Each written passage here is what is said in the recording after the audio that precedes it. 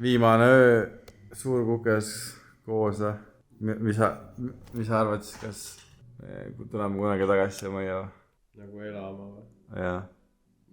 Pikaks perioodiks mitte, aga siuke väike kerge suvecrash, ma arvan, ikka võib tulla. Me tuleme nagu grindima siia või? Ei, nagu lihtsalt suvel puhkama. Kerge vlog! Nii, mis meil siin toimub siis? Kolimine toimub, jah? Sisse kolimine, mitte ära kolimine. Nii, see laud tuli ka siia ikkagi, jah? Tahtsid ju? Sai ju tellitud. No ma selle keelesse viinud, aga ta võib siin ka olla. No nii, teeme siis house touri. Norman mu kaaslasega, ta on ka esimest korda siin ühesõnaga. See meil on siis köök, nagu näha, saarekesega. Alustame kõige tähtsamatest asjadest siis. Marjad. Marjad on kõige paremad tuletiku leevendajad. Ehk siis iga päev sööge marju. No proovime siis, no proosit. Vaariks on tänapäeval juba luksustoit. Ostsin ka siin karbimaasik vaarikaid, tükke väike karp. Umbes nii suur. 13 €. Meil on siin süke, nagu näete, suure laega. Siin me käime puhkamas või noh, tegelikult me teeme siin tööd. Aga siin on kõige mõnus on see, et siin on suured aknad ja kui külm hakkab, siis meil on kamin. See on top 2 kõige olulisem asi, puhastab energiat. Tooma diivan, siin me saame chillida, vaadata videoid, enda videoid, mingeid koolitusi, mida iganes. Ja meil need lauad tulevad siia, üks laud tuleb siia, teine laud tuleb sinna. Nii, liigume siis edasi siit. Siin meil on WC, on ju. Siin saab käia kakal. Mina ei käi. Sina ei käi. Mina käi uues. Nii, siin meil on siis pesuruum. Pesumasin ja kuivati. Duš. Ja siin meil on saun. Ja siin me hakkame kehast nikotiini välja saatma. Sa teed nikotiini. Ma ei tee nikotiini, ma tarbin nikotiini. No mis sa niikuinii sama ei kannata, sa võid valumise lihtsalt. Mis ma ei kannata? Ma kannatan väga hästi sauna. Mäletad, kui 2 aastat tagasi Pärnus said selle kuradi toruga mingi põletik, jah. Nii, siin on kapid, siin on siis esimene magamisruum. Siin on siis teine magamisruum. Noh, praegu siin tehakse trenni. Need inimesed, kes õues ei taha trennis käia. Nii, Norman valis selle toa, jah. Ma võtan siis selle toa. See on minu tuba. Mul on peegel siin. Väga jõhker. Siin on melterass. Robottolmu imeja. Ja nagu näete, sinna lähme. Fiina.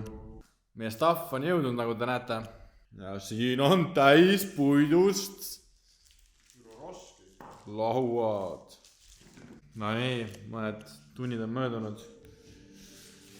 Progress pole väga liikunud. Pole väga liikunud, samas tegelikult, nagu te näete, Eloni spaceship on meil üles pandud.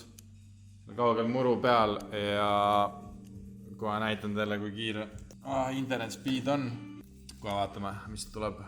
Nii, download 200, no ütleme 210 keskmine. No ikka läheb alla natukene. No okei, tegelikult nii jõhker polegi, no upload 25 on ju, aga ma arvan, et probleem on lihtsalt selles, et kui need aknad on ka suht paksud muidugi, meil see aken on lahti. Ja meil see põhiruuter, mis peaks tegelikult toas olema, mis meile seda levi edasi annab, on ju, sest see on nagu väljas. Meil ei ole kuidagi võimalik seda siia tuppa saada, me peaksime augu puurima läbi seina, aga me seda ei hakka tegema. No ja esimene laud on püsti.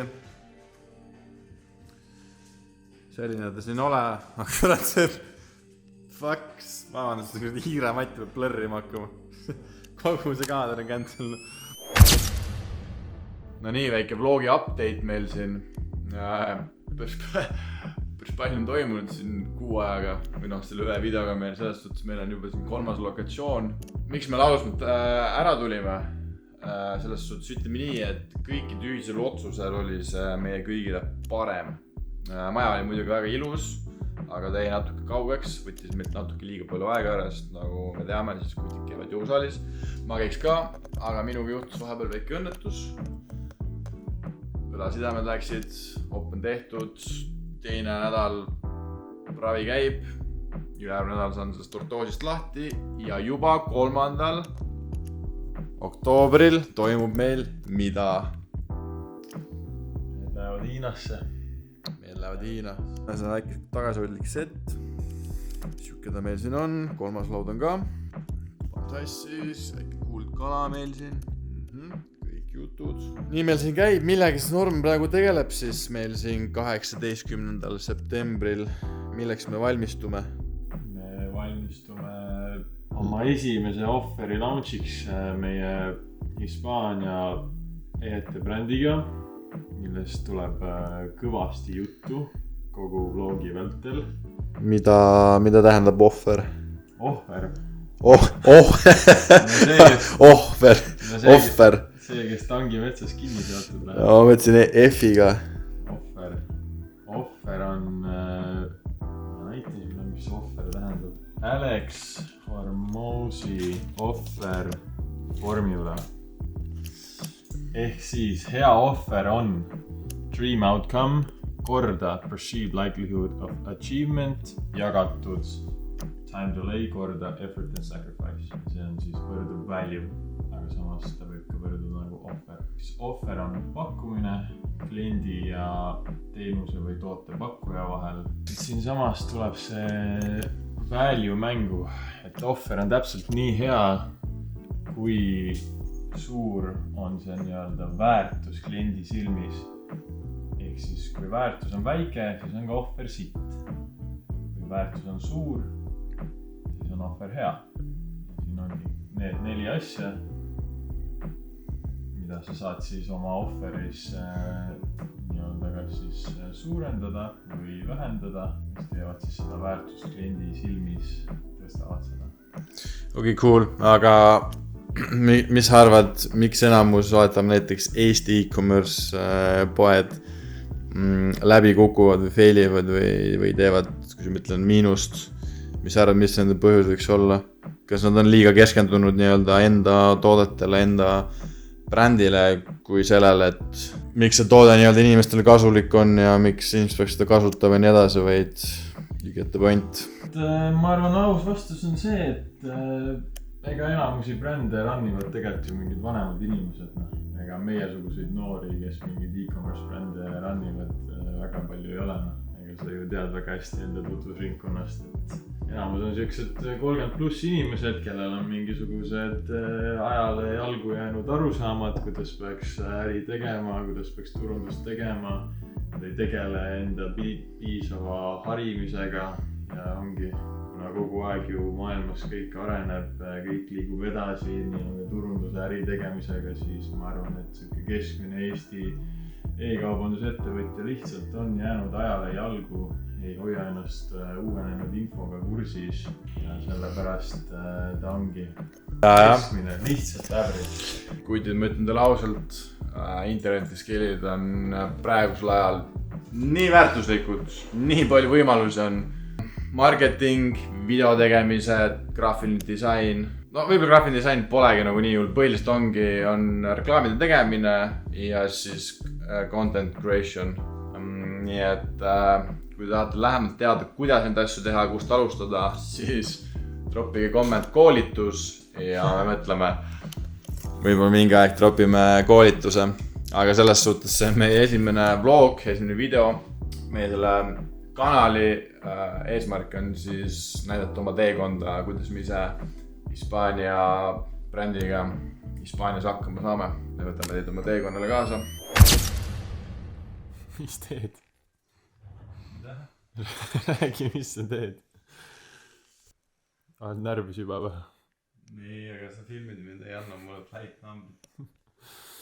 No flight number on TK72 Istanbulist Guangzhousse. Ühesõnaga viisa application'i tegemine käib. Oota, city of destination? Guangzhou. Sul on ju siiami kaksik. Elab su pusa sees. Sul ei saa, isegi kui mu kaksik on, see ei ole sama pass. See on ebaloogiline küsimus. Sama pass, kes on nagu ka nagu Eestis, kus on nagu tüüpid sõbrad. No siis on pigem mingi, ma ei tea, laps või ma ei tea, mingi...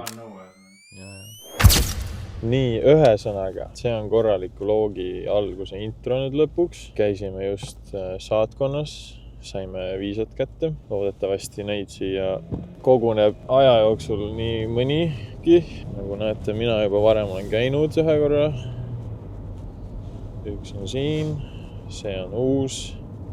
Põis sai oma elu esimese Hiina viisa. Mis emotsioonid on? Polegi mingit erilist emotsiooni aastal. Ma nii palju olen neid viisasid saanud erinevatesse riikidesse. Ma olen nii palju reisinud, Käpp.